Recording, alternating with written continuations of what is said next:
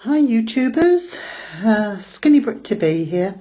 Right, where do we begin? What a busy week.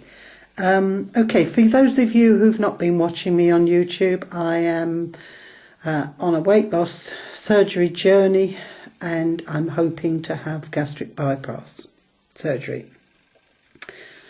Okay, I've been on a 6-month pre-op program, weight loss program.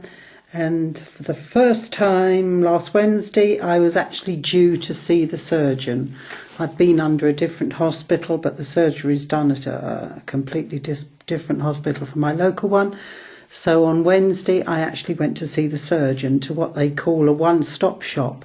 And it sure was a one-stop shop.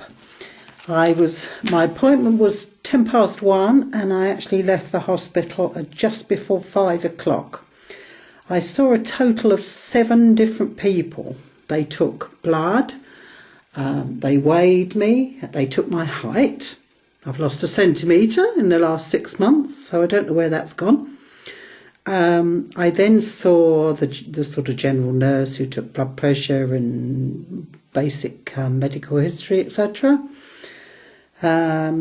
Then who did I see next? Then I saw the specialist clinical nurse whose job it was to actually ensure that I sort of really knew what I was taking on. She didn't go into too much depth about the diet or anything like that. Said that would be the job for the dietitian, but just wanted to let me know roughly what was available and what wasn't and what was expected of me. I then moved on to see, who did I see next? Yes, then I saw the dietitian, who I think was also primed to sort of do a psych evaluation, to basically find out how committed I was, etc., and did I really know what I was taking on. And I think now, after 6 months of watching YouTube videos, oh, thank you, YouTube. I am so well informed. I'm so well aware of all the not so pleasant sides of weight loss surgery, as well as the benefits that you can reap from it, etc. Okay, so she went through what had changed my eating habits, and she was trying to gently probe me for my levels of commitment and change of lifestyle, etc., etc. I then moved on to see the surgeon, who that was a real flying visit. It really was a case of, what did I know? Did I know enough? What did I want? Okay, yes, he'd do it. And that was it. I was sort of out the door. And my last visit, I saw the anaesthetist, and that seems to be the person that holds the key over here as to whether or not you actually end up by getting the surgery.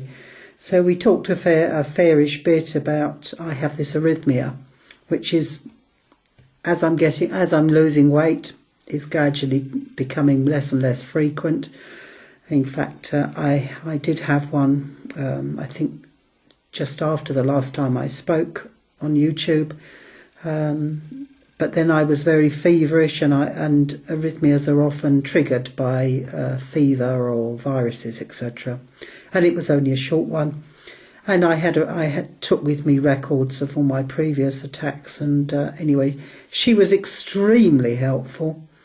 In fact, she seemed to be even more willing to explain, possible complications, etc., etc. And she also informed me that here in the UK now, anybody suffering from arrhythmia, however frequent or infrequent, are usually put onto warfarin. Well, I really don't feel that I need to be taking warfarin for something that potentially only happens.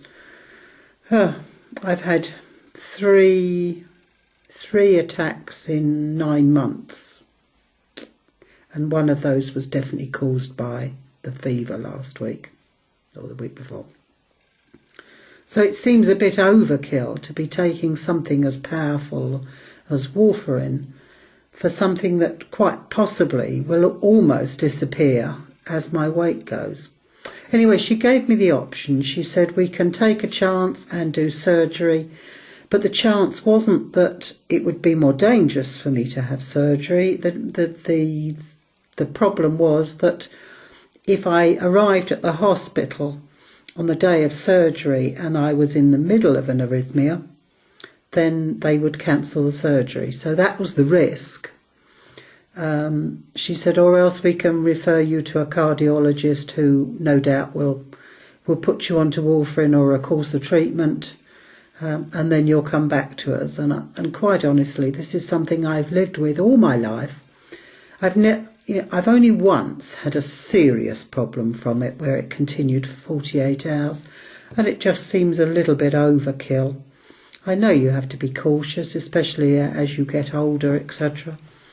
But yes, and she said that if the surgery brought on an arrhythmia, then they would simply just deal with it sort of there and then, and she wasn't concerned about that. She felt that, if it happened in the hospital, then it was very easily controllable, which is what's happened in the past. I did have one. I've had both my knees replaced, and after each of the surgeries for that, I had my heart started off at a rate of knots. So yes, apart from feeling as though you're running a marathon, because your heart just keeps going at a very high rate, it doesn't cause any other effects. If it carries on too long, then you do feel extremely tired. Well, after all, if you've been running for 48 hours, you're entitled to feel a little tired, I think. Anyway, so I said, is that a case then that all the boxes have now been ticked? And she said yes. She said providing I'd asked each of the specialists that I'd spoken to whether or not I ticked all the boxes, etc. And they'd all said yes, they would recommend me. And the anaesthetist, as I say, was the last person I saw, and she said that providing my blood work came back okay, which she would be looking at the following day, she could see absolutely no reason why she wouldn't recommend me for surgery. So I think that I can almost certainly say that I'm on my way, because I had a blood test probably about 6 weeks ago, I think, and there was absolutely nothing that was exceptional on that. So I think I can really say now that I am pre-op. Nobody seemed to be able to give me any idea of how long I'm now going to have to wait, whereby in the US it seems to me that the moment you get funding approval from your insurance companies, you're virtually, you're talking about a few weeks. Over here it still seems to be that it's quite a few weeks. But anyway, she looked on the calendar and she said, according to the government guidelines and how long we're allowed to be kept waiting for treatment, I should at least have my surgery before the 7th of February. Gee whiz. So, and then they would take a very dim view if I put on any weight, and that seems to be consistent with what's been said to all the patients. That and they have actually had 3 occasions where people have turned up for surgery and have actually put on weight, and they've turned them away and said, no, go back and lose that weight and then come back and we'll put you on the list again. So I'm pre-op, officially pre-op. But, of course, I did ask them whether or not they could put me on the list in case there were cancellations. But they said in practice, they have noted it down because it is always useful to the hospital. But they also said that they very rarely get a cancellation. In fact, any time that they tend to have a cancellation, it's usually caused by an emergency admission, in which case, there isn't a bed or a surgeon available anyway. So, it's cancelled through hospital rather than patient not being fit to be operated on. I also told them that I was quite prepared to go at any time, including literally just before Christmas. Might be difficult, but I've got to put myself first sometimes. The family have always come first. I think any mother that I'm speaking to probably feels the same, and especially the rest of you patients suffering with their weight. know that you always put your family first, and this is our time. Join me. I'm trying to keep an update going on Facebook, and if you're interested in Facebook or would like to join me, then you can find me under Skinny Brit. 2 words. It wouldn't accept Skinny Brit to be, doesn't like numbers in the name. So Skinny Brit. British, obviously. Anyway, that's all for now. I really don't know when I'm likely to have any more information on my surgery, because they did say to me that everything would go very quiet, and we would only hear, once we'd been given a date.